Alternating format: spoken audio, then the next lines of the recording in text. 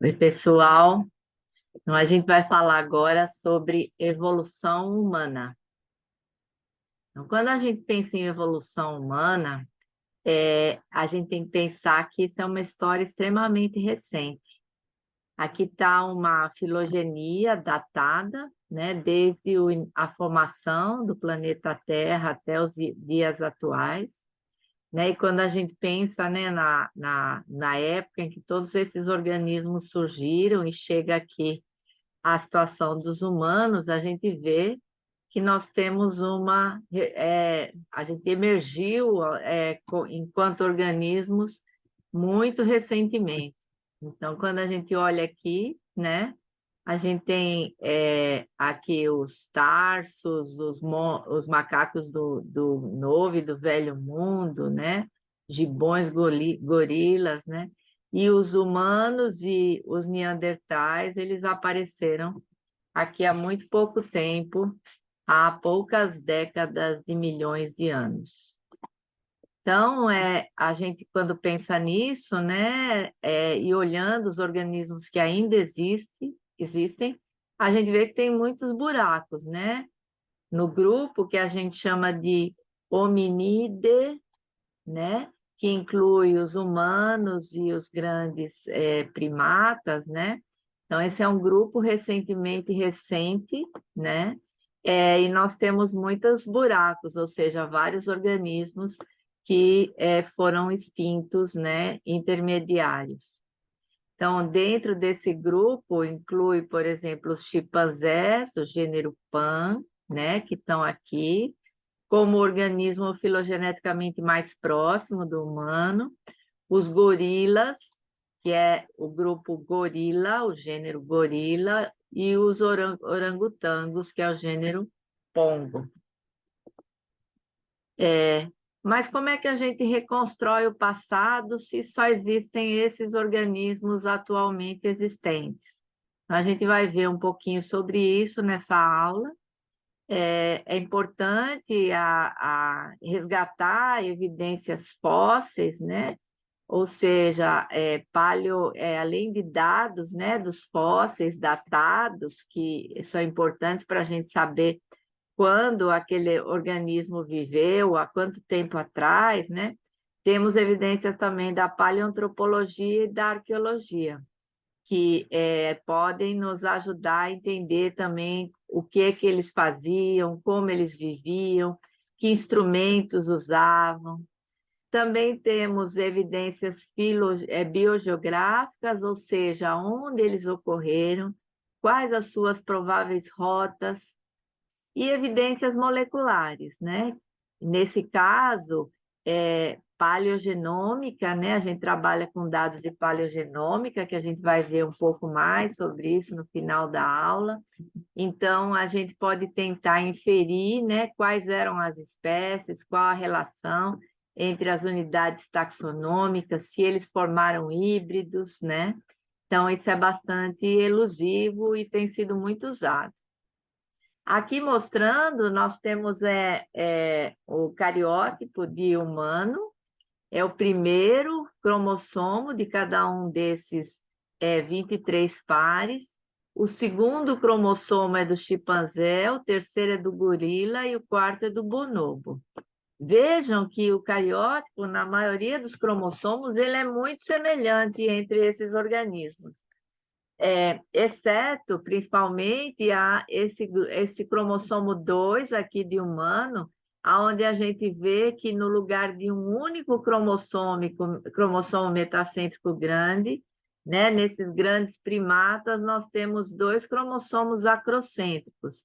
Então, isso aconteceu por quê? Porque na origem do grupo, né, dos humanos, os ancestrais dos humanoides humanos, nós tivemos uma fusão de dois cromossomos que deram origem a esse submetacêntrico grande.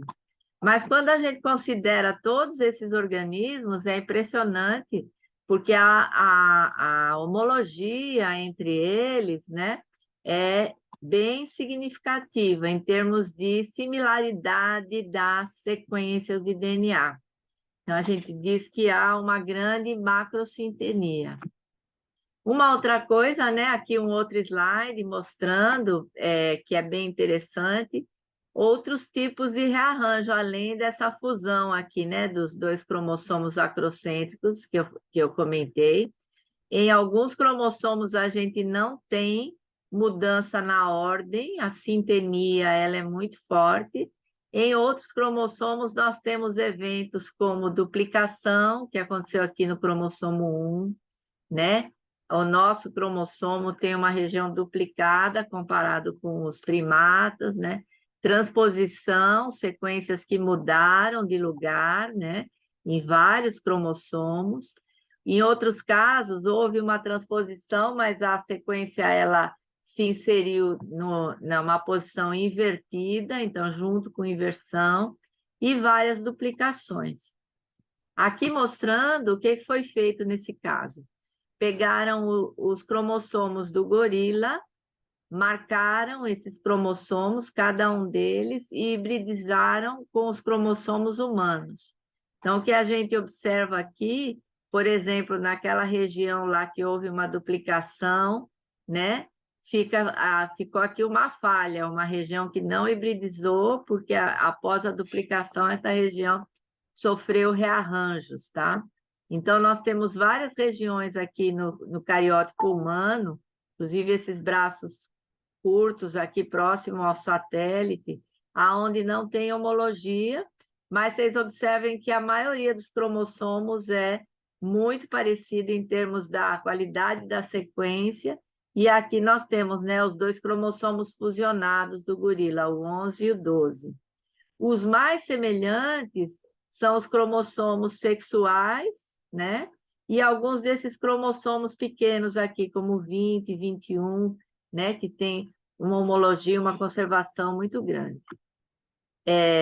Uma coisa que se vem perguntando, né? Desde que se começou a entender a evolução, é a questão, né? De quem divergiu primeiro, né? Quando você compara os três grupos, né? O gorila, o Homo, né? Que é o grupo dos hominídeos, e os chimpanzés. Então, algumas filogenias são não resolvidas, né? Como essa aqui que tem uma politomia. Em outras, o homem divergiu primeiro do que os dois grupos, né? Em outras, o homem foi o último que divergiu, né? Primeiro o gorila, depois o chimpanzé e por último o homem. Essa teoria que tem sido mais aceita no momento. Aqui mostrando a questão de datação, né, desses tempos. Antes disso, só comentando que é muito importante que vocês que vão dar aula, que são biólogos, deixem claro que o homem não descende dos macacos, mas sim que ambos descendem de um ancestral em comum. Então, ao contrário do que foi perguntado, né, para Darwin, se ele descendia dos macacos por parte de pai ou de mãe, né, de uma forma meio irônica na época pelos opositores da teoria da evolução, hoje se sabe, né, que o que nós temos são ancestrais em comum. Então, quando a gente considera todos esses grupos aqui, incluindo os macacos do Velho Mundo, nós temos um ancestral que data de mais ou menos 31 milhões de anos atrás, né? Esse grupo dos macacos, né? Data de 20 milhões, mais ou menos, né? Aí esse grupo dos hominídeos, que são os grandes macacos, que eu já comentei, ele data de 15,7 milhões. Os hominíneos, aqui é hominídeo, aqui é hominíneo, data de 8 milhões, 8,8 mais ou menos. E os hominini, eles envolvem o grupo que evoluiu após a diversificação, né? É o ancestral do chimpanzé e dos humanos. Tem o chimpanzé uma característica que é convergente, né, dentro desse grupo, que é o aumento do tamanho do cérebro. Por isso que quando se começou a estudar e se observou que havia fósseis, né, de outros elementos desse grupo aqui, se percebeu que essa era uma tendência também adaptativa, né? Bom, mas quando é que nós divergimos, né, desses grupos dos demais primatas? Isso não foi um evento abrupto, isso foi um evento, digamos assim, transicional, que foi ocorrendo aos poucos, né? Então, o primeiro evento que chama atenção do ponto de registros fósseis, que é esse gráfico aqui, inclusive é bem interessante esse site, eu aconselho quem tiver interesse em clicar no link do PDF e visitar, porque é um site interativo do Instituto Smithsonian, né? Então, o primeiro ancestral com características que já indicavam uma diferenciação foi esse, o Sahelanthropus. Esse é o primeiro bípede considerado, né, o primeiro bípede. O tamanho dessa barrinha aqui envolve o tempo que esses organismos tiveram no nosso planeta, considerando registros fósseis, né? Então, vocês vejam aqui, por exemplo, o Homo erectus, que ele é um ancestral recente, né? Uma espécie recente do grupo, e teve uma estadia mais longa, digamos assim, no planeta, né? Aqui, né, o Homo rudolfensis, o Australopithecus, olha, ele teve um tempo muito curto. Então, a gente vai falar um pouco mais sobre alguns desses elementos, mas, como eu disse, as evidências fósseis, elas são muito importantes, né? Então, a cabeça, né? O fóssil, né? Da nossa cabeça, a caixa craniana é a principal evidência, e é possível, com softwares, simular como é que seriam as feições desses indivíduos. Então, nós temos essas simulações aqui baseadas nos crânios, né? Nos registros fósseis que incluem crânios, e vejam como há mudanças, né? Na posição do maxilar, no nariz, olha, aqui o nariz, né? Ele não era protuberante como nós humanos temos, né? Aqui havia, né, essa diferença aqui com relação ao crânio, à região da testa, etc. E principalmente, como eu falei, o tamanho do crânio, né? Então, aqui tem os principais estágios, por assim dizer. Então, primeiro começou com os Sahelanthropus tchadenses, né? Depois o Australopithecus afarensis, Australopithecus africanos, e aqui nós já temos o gênero Homo, habilis, ergaster, neanderthalis e sapiens. Então, em que nós divergimos dos ancestrais primatas, né? Uma coisa que foi muito importante foi o fato do bipedismo, né? O advento do bipedismo. Porque a bipedia, ela permitiu que nós tivéssemos as mãos livres. Então, dessa forma, nós podíamos usar ferramentas, né? Podíamos construir artefatos, poderíamos carregar armas, né? Por exemplo, lanças, pedras, etc., né? Então, isso foi, digamos assim, uma adaptação chave. A outra questão, o aumento do tamanho do cérebro, né? O cérebro, ele adquiriu capacidade criativa, capacidade de analisar, de tomar decisões, algumas coisas que a gente vai falar mais adiante, né? A outra coisa é que a caixa craniana, então, se tornou maior do que a face, né? A nossa face na cabeça, ela diminuiu o seu percentual, mas teve mais espaço para o crânio. O maxilar inferior era mais saliente, ele ficou menos saliente. Os nossos dentes, né? Eles não têm mais, né, diferenças no tamanho regular. O nosso cabelo, ele é longo, de crescimento contínuo, Quando a gente olha aqui, aqui não tem a representação dos cabelos, né? Mesmo porque só se pode especular nesse sentido.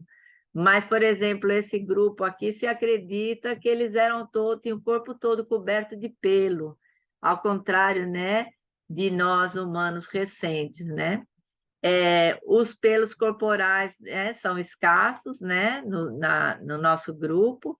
Polegares desenvolvidos e oponíveis, né? Essa questão da gente ter esse polegar oponível, que dá a capacidade da gente ter, conseguir fazer movimentos finos, a pegada tipo pinça, etc.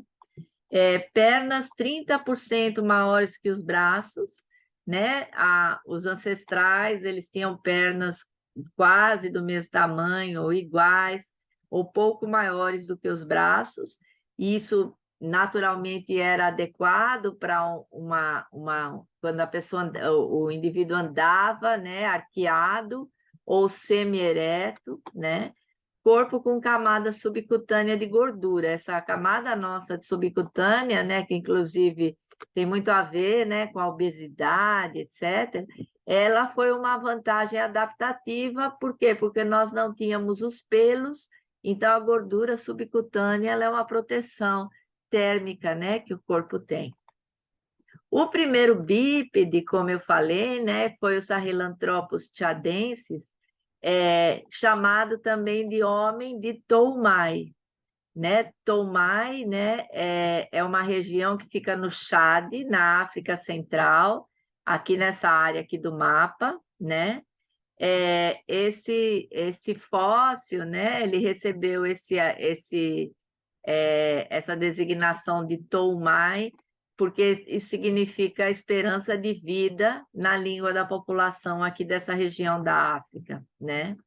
Então, esse foi o primeiro ou mais antigo, a mais antiga evidência, né, de hominídeo, e é o primeiro, considerado o primeiro bípede, ou seja, o primeiro organismo, primeira espécie que se movimentava essencialmente ou primordialmente, principalmente com duas pernas e não com os braços, embora ainda um pouco arqueado, digamos assim. Então, está aqui, né, esse primeiro bípede. Aqui a gente vê isso aqui em uma escala de milhões de anos, né, até a data atual, né? Então, nós tivemos esse primeiro, né? Aqui tem alguns outros mais antigos, que antecederam, mas um bem importante, esse Australopithecus afarensis. Esse afarensis, eles já tinham algumas capacidades de usar instrumentos, algumas coisas, e esse fóssil foi chamado de Lucy, porque o primeiro fóssil foi um indivíduo do sexo feminino, e eles se inspiraram, deram esse nome por causa da música dos Beatles, que estavam fazendo aquela música Lucy in the Sky with Diamonds, estava fazendo sucesso na época em que a equipe encontrou esse fóssil. Inclusive, eu coloquei aqui a história desse sítio paleoarqueológico, e esse link aqui é bem interessante, tem um vídeo, etc., a respeito. Então, nós tivemos outras espécies de Australopithecus, né? E aqui nós já temos o grupo dos Homo, né? Que eles apareceram aqui entre 3,8 até a data atual, né? Então, um dos primeiros, né? Foi esse Randolfensis, né? Aí nós tivemos, ao mesmo tempo, o Habilis, o Ergaster e o Erectus, né? Depois, mais tarde, o Neanderthalis, Heidelbergiensis, sapiens, e esse Florenciensis, que tem poucas evidências fósseis e se acredita que não teve presente por muito tempo. É interessante porque esses organismos eles conviveram temporalmente, né? Então, tanto esses daqui, ó, se você olhar, né, esses dois, né? Esse com esse, ou esse com esse. E aqui também, né? Houve uma convivência temporal E aqui, desde a época em que isso apareceu, foi lá por volta de 2,7 e 2,8 milhões de anos que o primeiro Homo, né, a primeira espécie do gênero Homo apareceu. Queria fazer um comentário aqui que essas datações, como é que elas são calculadas, né? Então, isso é uma coisa que está em constante construção. Então, se você for procurar a bibliografia, por exemplo, aquele site do Smithsonian, ele é atualizado em tempo real. Quer dizer, se sair um artigo novo hoje, esse artigo já vai ser colocado naquele contexto lá, né, daquele site interativo. Mas esse aqui, por exemplo, é um trabalho científico. Então, é possível, digamos assim, que achem um indivíduo desse Homo habilis aqui com uma datação mais recente. Então, essa faixinha aqui, ela vai ter que ser ajustada de acordo com as datações, né, dos fósseis que vão sendo achados ao longo do tempo. Então, o ramo dos hominíneos, né, ele data, como eu mostrei, de cerca de 2 milhões de anos atrás. Aí ficaram pensando, mas o que aconteceu nessa época? Por que 2 milhões e meio de anos atrás começaram esse grupo emergiu? Se acredita que o sucesso se deve, como eu falei, o bipedismo, né? Ele é um fator primordial, digamos assim, e ele coincidiu com a savanização da África, com uma mudança climática que levou extensas regiões da África, que são berço, né, dos nossos ancestrais, à savanização. Então, eles viviam anteriormente, primordialmente em árvores, mas com a savanização eles tiveram que se adaptar. Então, a adaptação ao ambiente aberto, com poucas árvores, mais arbustos, né? Falta de abrigo nas árvores, né? Fez com que o bipedismo surgisse. Então, se acredita, né, que essa coincidência meio que forçou essa adaptação.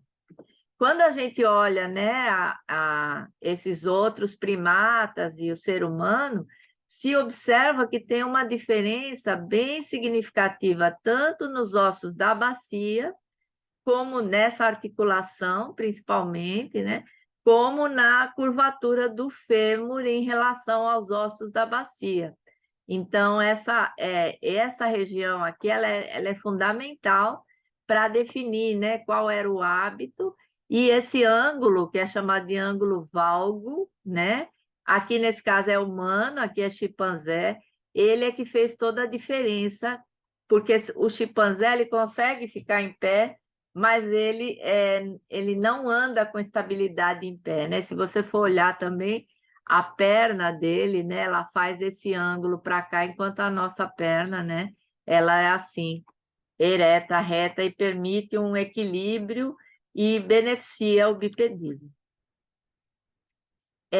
Aqui, olhando além do bipedismo, né, que está aqui, né, então a gente tem aqui o chimpanzé, né, que ele é considerado quadrúpede, o Ardipithecus, que já é bípede, mas ele ainda meio que andava meio arcado, assim, às vezes impulsionando com a mão.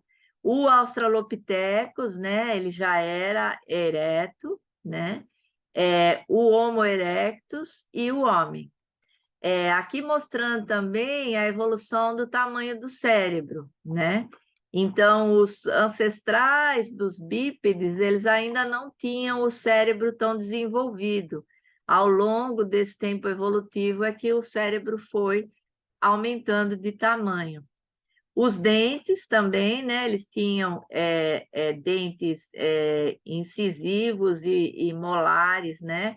E caninos bem diferentes dos nossos, né? Inclusive com tamanhos diferentes. Os dentes tenderam, né?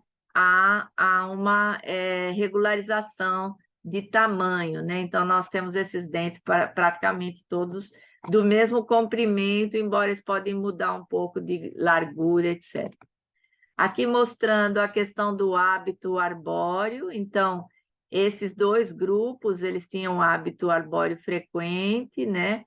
O Australopithecus, ele tinha algum hábito arbóreo, e aqui, no caso já dos Homo, raramente eles têm hábito arbóreo, né? As árvores, elas apareceram mais como fugas, refúgios, e não como locais para a vida, para o dia a dia da vida.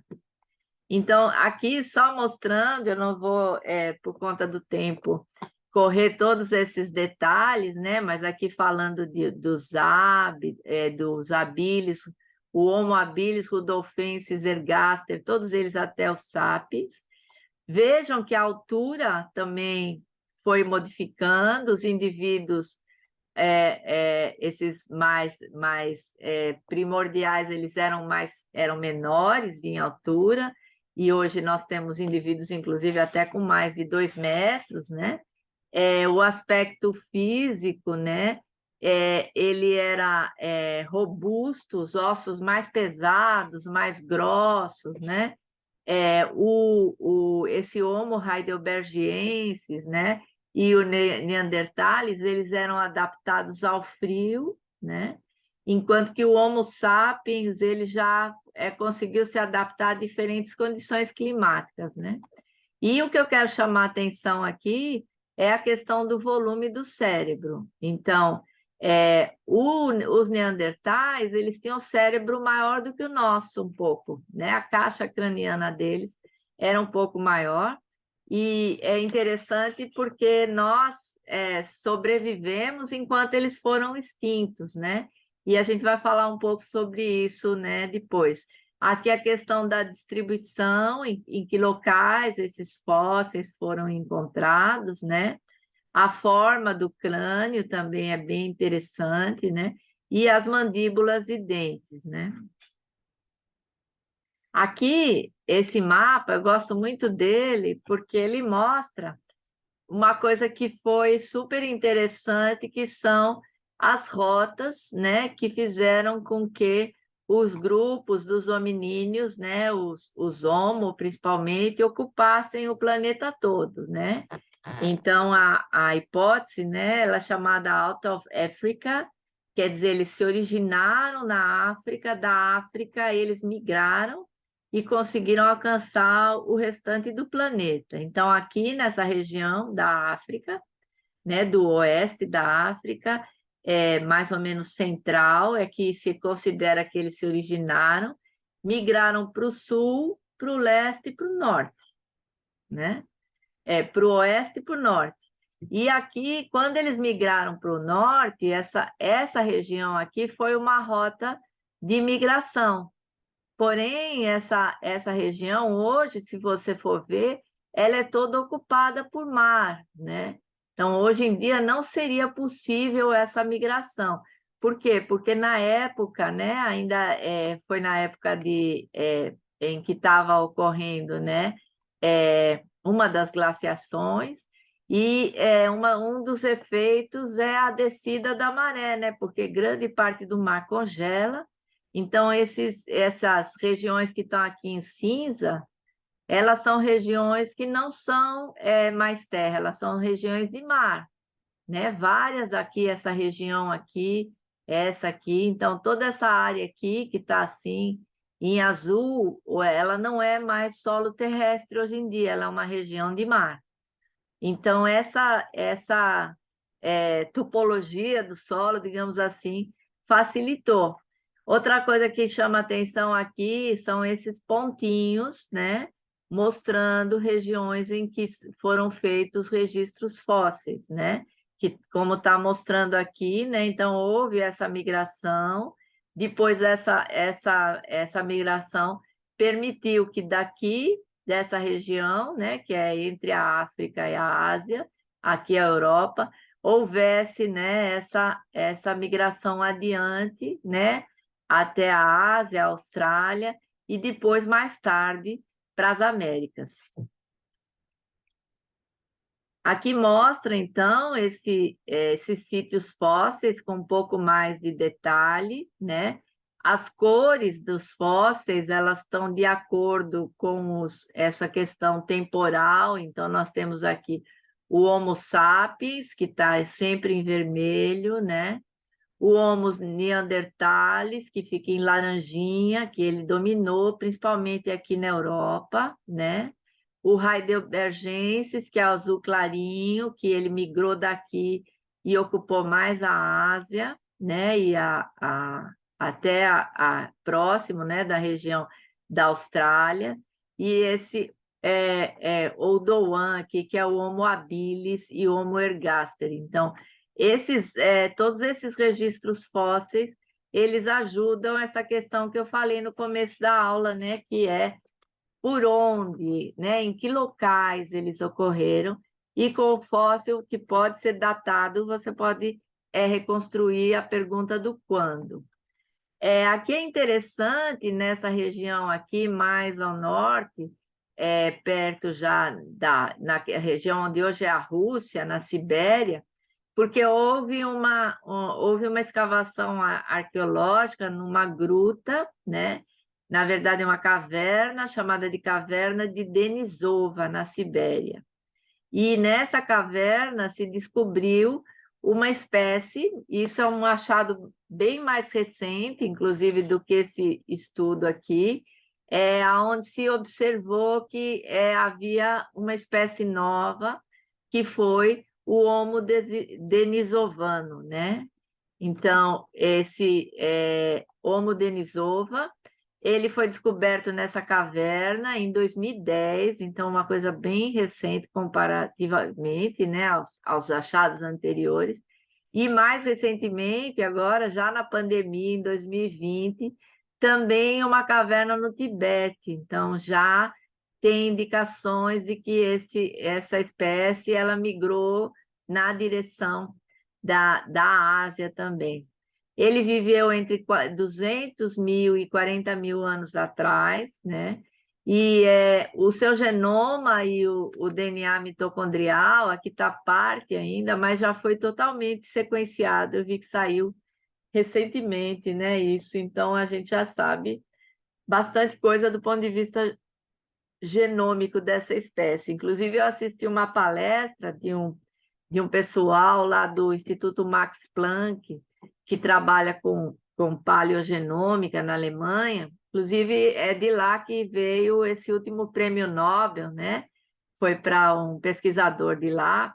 E eles, o que eles fizeram? Depois que eles tinham já feito sequenciamento, a pesquisadora que deu a palestra, ela falou que para fechar o sequenciamento, eles pegaram o solo da caverna, aquela caverna de Denisova, e fizeram metagenômica do solo, e daquela metagenômica do solo, elas conseguiram separar DNA humano, né, Homo, suficiente para fechar as falhas, que a gente chama de gaps, do genoma. Então, o genoma está totalmente montado agora. Mas voltando aqui, o que que nós temos então aqui, ó? A rota que foi o Homo heidelbergensis, né? Aqui o Neandertal, né? Aqui os denisovanos, né? Então eles migraram tanto aqui para o sul, né? A Ásia, a Nova Guiné, aqui a linha de Wallace, lembram disso, né?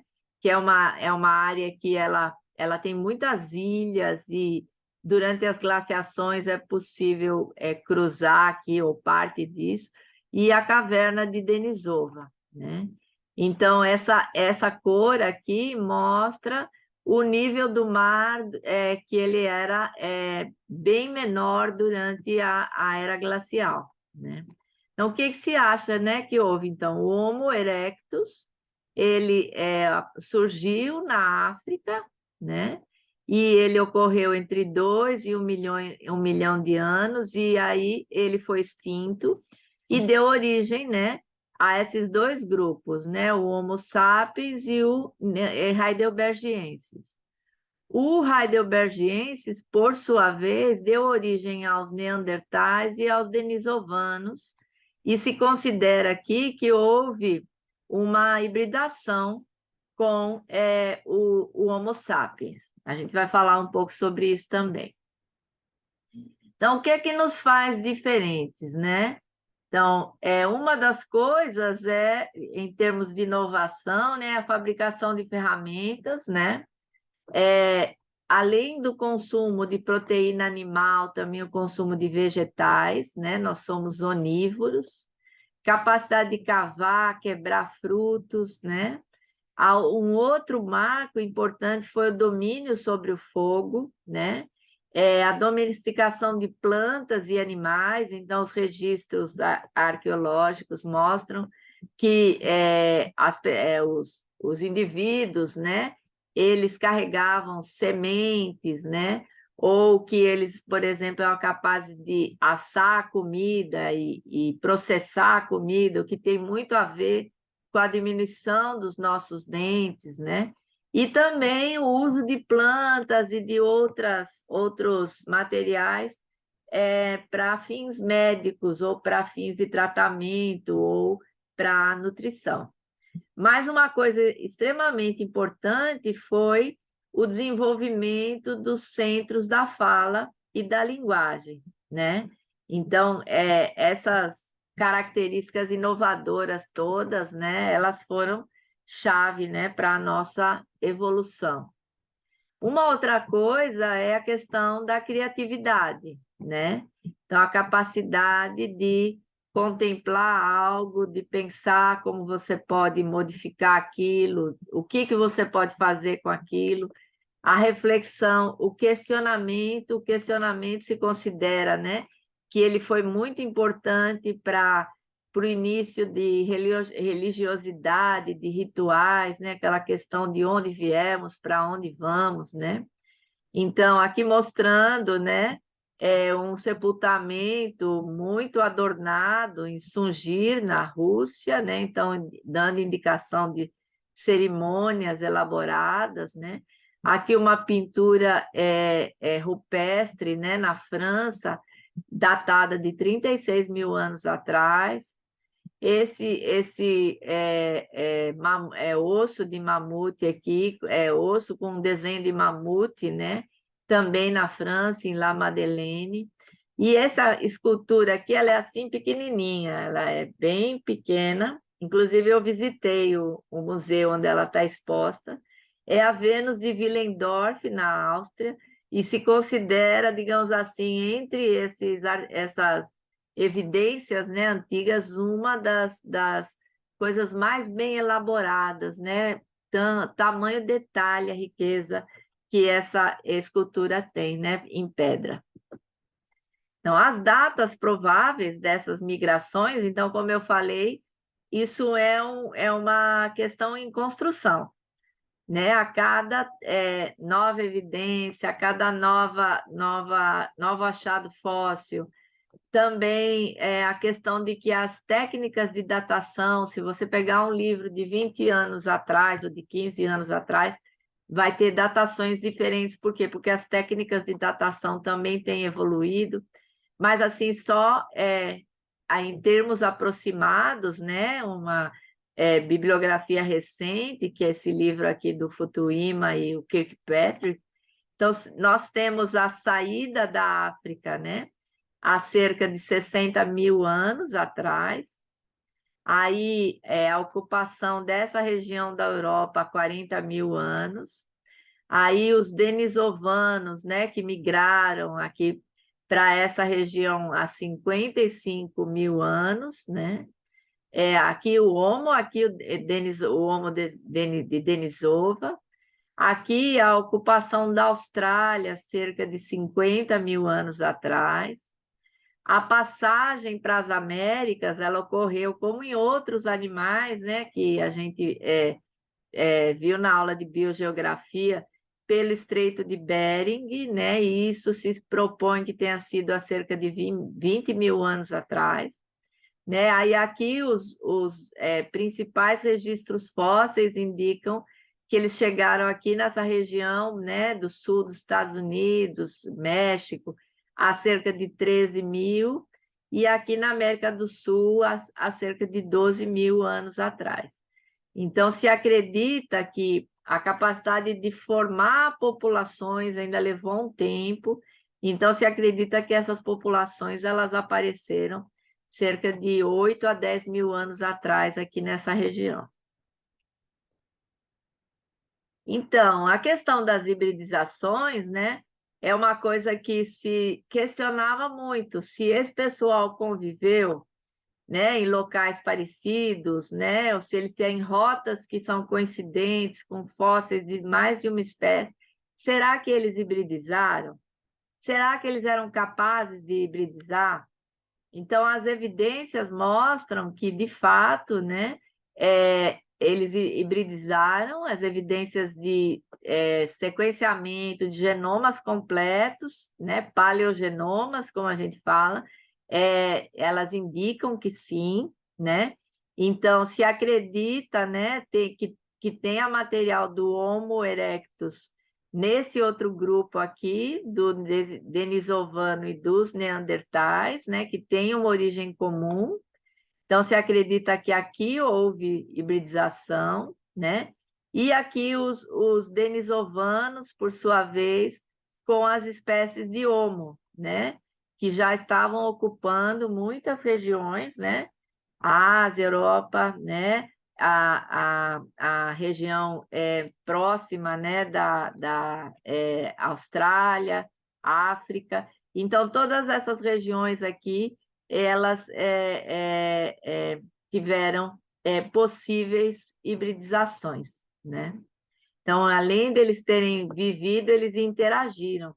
Tem evidências fósseis também que apontam que houve, inclusive, guerras, né? Houve competições de território por essas espécies diferentes. Com relação aos fósseis aqui das Américas, então nós temos um fóssil que é bem famoso, que é a Luzia, a primeira brasileira, é o Homo sapiens mais antigo da América do Sul e do Brasil. Então, a datação inicial foi entre 11 e 12.500 anos, mas isso também tem sido questionado, talvez um pouco menos. É um dos fósseis mais antigos, né? É uma mulher que morreu entre 20 e 24 anos de idade, e o esqueleto foi descoberto nos anos 70, né, em escavações na Lapa Vermelha, que é uma gruta de Pedro Leopoldo, na região metropolitana de Belo Horizonte, Minas Gerais. Esse fóssil ele estava no Museu Nacional do Rio de Janeiro quando houve aquele grande incêndio em 2018 e ele foi quase destruído, né? Mas fragmentos desse fóssil, cerca de 80%, foram recuperados, porém muito danificados. Então, é lamentável, né, que os nossos museus, tal como as universidades, né, tenham sido tão abandonados, tão esquecidos, a ponto de acontecer uma coisa desse tipo, né? Um outro fóssil americano é a Naya, chamada de Garota da Caverna. É uma adolescente que morreu há 12 mil anos. E é interessante, no caso aí, porque ela tem o DNA de índios modernos, né? É considerada o fóssil mais antigo, o Homo sapiens mais antigo das Américas. E eu vi uma reportagem recentemente questionando, inclusive, o sexo desses fósseis, né? Que ele poderia estar errado do ponto de vista da identificação de mulher ou homem, mas isso é uma coisa que ainda está em discussão. A Naya ela foi recuperada por mergulhadores, né? Em um lago, né? Aqui no Golfo do México, perto da península de Yucatán. Uma coisa que vem sendo questionada é porque os arqueobotânicos e arqueólogos, eles têm evidências de que houve presença humana nas Américas há mais tempo do que indicam os registros fósseis. Então, aqui mostra, por exemplo, uma região chamada de White Sands, na América do Norte, no Novo México. Inclusive, eu coloquei o link aqui de uma reportagem a respeito disso, aonde, por exemplo, encontraram essas pegadas fossilizadas, né? Mas a questão, e elas são datadas de 23 mil anos atrás.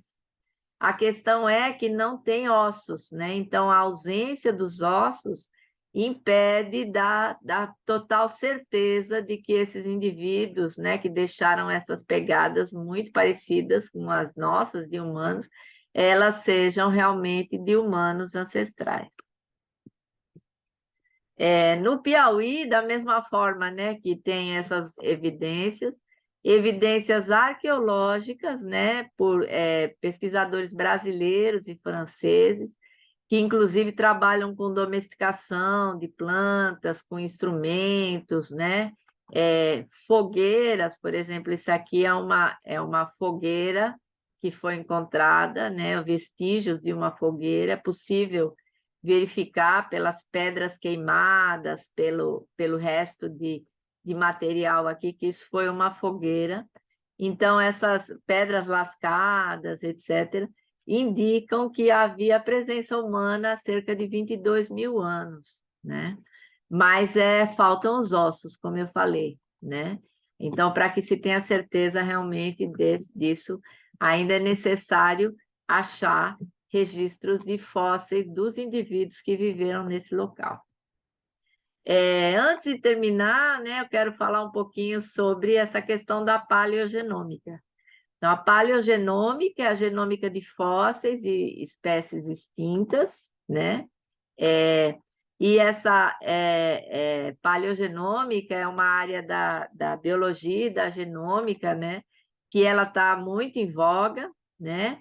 Inclusive, como eu falei, recentemente o último prêmio Nobel ele foi nessa área, né? Pelo sequenciamento, né? De genomas, né? De espécies de Homo. E o que é que eles fazem, né? O ideal é ter um osso fechado, como é o caso desses dentes, né? Mas pode ser um outro osso, um maxilar, pode ser um osso do dedo, pode ser um osso maior, mas ossos maiores tendem a ter rachaduras, né? A ter fragmentação e qualquer rachadura permite que haja contaminação. Então, um osso fechado, em geral, no interior do osso é onde ainda tem material que com DNA com melhor qualidade, digamos assim, de preservação. Por que esse indivíduo aqui está com toda esse aparato, tudo isso? Primeiro, porque não pode contaminar essa amostra que vai ser analisada com o nosso próprio DNA, o DNA de organismos contemporâneos. Mas, por outro lado, também, esses organismos extintos, eles podem ter tido doenças, né? Doenças de vários tipos, né? Virais, bacterianas, etc., que também podem reemergir, digamos, se não houver um grande cuidado. E uma coisa que se tem discutido muito é o retorno, né? A você fazer ressurgir materiais extintos, né? Esse é o caso, por exemplo, de um projeto que envolve os mamutes, né? Eles encontraram, por exemplo, na Sibéria, uma lagoa congelada há milhares de anos, aquela lagoa nunca foi descongelada, né, naquela região, digamos assim, um gelo permanente. E aí, dentro dessa lagoa, tinha mamutes com alto grau de preservação, inclusive o pelo, etc., muito bem preservados, né, pelo frio, né? Então, um grupo de pesquisadores, por exemplo, está tentando ressurgir os mamutes ou grande parte do genoma dos mamutes usando fêmeas, óvulos de fêmeas de elefante, né? É uma coisa assim até para se discutir do ponto de vista se isso é correto, se é ético, etc., né?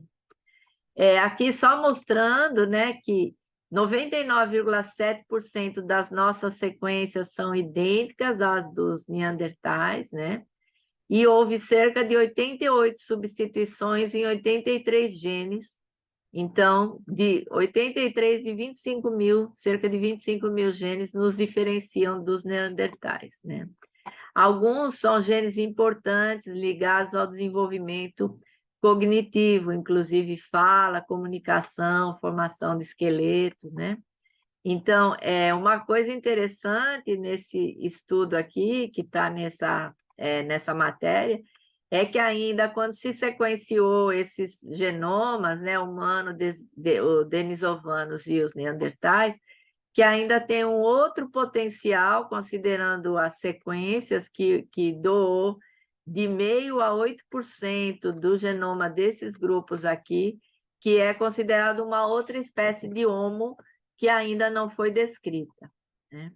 Mas o que nos difere desses grupos, né, com relação a esses genes, e que é interessante, que se considera, é que a fala, a comunicação, né, esse desenvolvimento cognitivo, permitiu que o Homo sapiens se organizasse melhor em grupos, né, que montasse estratégias, talvez, de defesa, de ataque contra essas outras espécies, né, que conviveram, e por isso nós sobrevivemos, né, na evolução enquanto eles foram extintos, né?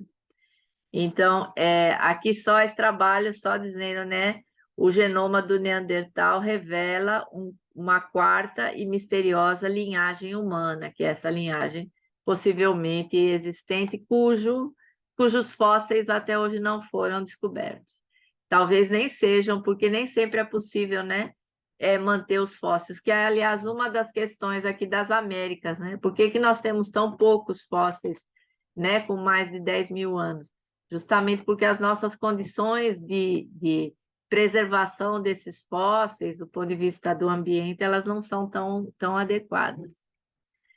Do ponto de vista da evolução, né, humana, é possível a gente rastrear, né, a nossa ancestralidade e também essas rotas usando haplótipos, né? A gente já falou um pouco sobre haplótipos, né? E do lado da fêmea, né, da mulher, o principal doador de haplótipos para esse tipo de estudos são polimorfismos na mitocôndria. Por outro lado, nos machos, nos homens, são do cromossomo Y. Por quê? Porque a mitocôndria ela é herdada das nossas mães, então, e ela não sofre recombinação na meiose, né? Então, do ponto de vista evolutivo, é uma sequência mais estável, e da mesma forma o Y. Por quê? Porque o Y, né, ele é só passado de pai para filho homem, né? Então, ele também, na meiose, ele sofre uma recombinação numa região muito curta do braço curto, que é a região pseudo-autossômica. Então, as demais regiões do Y, elas têm um mecanismo evolutivo que não sofre influência, né, das recombinações na meiose. Então, o que é que esses haplótipos mostram, né? Esses haplótipos mostram, né, que a origem foi exatamente como se propunha pelos registros fósseis, né? Então, aqui, cada cor dessa é um haplótipo, né? Então, nós temos aqui os haplótipos mais ancestrais e os haplótipos derivados. Então, na África aqui, subsaariana, norte da África, né? Oriente Médio, Europa, Ásia Central, Sul da Ásia, Oeste da Ásia, Oceania. E vejam só, à medida que eles migram aqui para as Américas, como nós temos haplótipos, né, que são bem diferentes dos haplótipos, né, dos grupos originários, né, daqueles que primeiro surgiram na África. Inclusive, esses haplótipos, eles são os haplótipos que são usados quando você quer fazer uma análise de ancestralidade, ou seja, se você quer saber, né, se você tem, por exemplo, ancestrais ameríndios, africanos, asiáticos, inclusive consegue avaliar possíveis regiões de origem dos seus ancestrais, e tem bancos de dados, então você pode depositar os seus dados nesse banco, e pessoas que sejam parentes próximos, digamos, primos, irmãos, qualquer relação de até um pouco maior, primo de primeiro, segundo grau, tios, sobrinhos, eles podem ser identificados nesse banco. Então, é bem interessante. Da mesma forma, né, tem os haplótipos, né, masculinos, né, os haplótipos de Adão, Os haplótipos femininos são chamados de haplótipos de Eva, os masculinos de Adão, os baseados no Y. E a história evolutiva que os dois contam, ela é bem semelhante, né? E do ponto de vista aqui, as datações, né? Então, nós temos aqui esses diferentes haplótipos e aí as cores indicando mais ou menos há quanto tempo esse haplótipo surgiu e de onde, né, esse haplótipo ele se dispersou, em que rotas ele foi levado até os haplótipos mais recentes aqui das Américas. Então, aqui só mostrando, né, a dispersão humana baseada no haplótipo, no DNA mitocondrial. Esse mapa está um pouco diferente, né? Ele foi remanejado, mas aqui é a África, né? A Europa, o Oriente Médio, né? Aqui é a região do norte da Europa, aqui é a América do Sul e do Norte, né? Então, aqui essa é aquela hipótese que eu falei, né? Out of Africa, quer dizer, saindo da África, né? Então, se considera que essa migração, né, ocupação do planeta, iniciou aqui nessa região há mais ou menos 170, 130 mil anos atrás, e chegou aqui nas Américas, né? Aqui esse é um pouco mais restritivo, entre 9 e 7 mil anos. Vejam que é aquilo que eu falei, cada estudo, alguns são mais restritivos, outros são mais permissivos, essas datas podem mudar um pouquinho. E só para fechar, eu vou falar um pouco de raças, né? Quando se começou a sequenciar os genomas, né? O primeiro projeto que pensou nisso foi um projeto chamado de 1000 genomas. Então, além de projetos de genética de população, se começou a trabalhar com genomas completos, comparando diferentes raças, né? Então, hoje, além desse projeto 1000 genomas, que, aliás, ele foi super importante, né? Tem um projeto 10.000 genomas humanos. A ideia é cobrir todas as regiões, todas as raças, né? Entre aspas, né? Todos os fenótipos, digamos assim, considerados raciais em humano, né? Mas o que é que esses projetos mostraram? Eles mostraram que existe muito pouca variação genética, né, no genoma humano. Se você escolher 2 chimpanzés aleatoriamente, vai ter um polimorfismo de 1 a cada 500 nucleotídeos. 2 humanos escolhidos aleatoriamente vai ter um polimorfismo a cada 1.000, 1.500 nucleotídeos. Então, assim, dentro da raça humana, o nível de miscigenação, de mistura, digamos assim, é bem grande, né, em humanos, e a variação é distribuída continuamente entre populações. Então, para que se possa considerar uma raça, tem um preceito, digamos assim, de que tem que haver uma diferença maior. Então, 10 a 15% apenas pode ser encontrado entre populações. Então, com base nisso, nossas diferenças entre raças ou cores de pele, tipos de cabelo, etc., ela é muito pequena. É muito pequena e, por conta disso, por exemplo, às vezes uma pessoa negra é mais parecida genomicamente, as sequências dela com uma pessoa negra, né? Do que com outra pessoa branca. Então, essas cores que nós tanto valorizamos e que levam a tantos preconceitos, etc., elas não têm fundamento genético. Então, eu só estou indicando aqui uma bibliografia complementar, né? Tem esses 2 vídeos, eu recomendo bastante, né? Como eles se espalharam, os Homo sapiens se espalharam, e esse outro sobre a evolução humana, ele fala um pouco sobre aquela questão das guerras, etc. Aquele site interativo que eu comentei do Smithsonian, né? Então, eu espero que vocês leiam mais e aproveitem. Obrigada.